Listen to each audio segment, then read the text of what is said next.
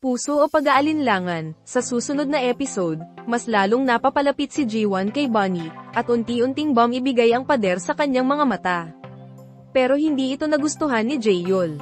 Sa halip, binalaan niya si Jiwon, sobra ka na, kaibigan lang daw, pero hindi nagpatalo si Jiwon, ikaw nga itong hindi alam kung gusto mong kumapit o bumitaw. Hindi ko hahayaan si Bonnie na umasa sa taong alanganin.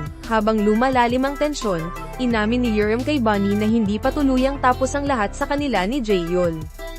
May tali pa ring hindi maputol. Samantala, hinimok ni Jiwon si Bonnie, ibigay mo lang ang puso mo sa taong siguradong pipiliin ka araw-araw, hanggang sa dumating ang sandali. Nasaksihan ni Bonnie si Yerim at Jaehyul, muling magkasama.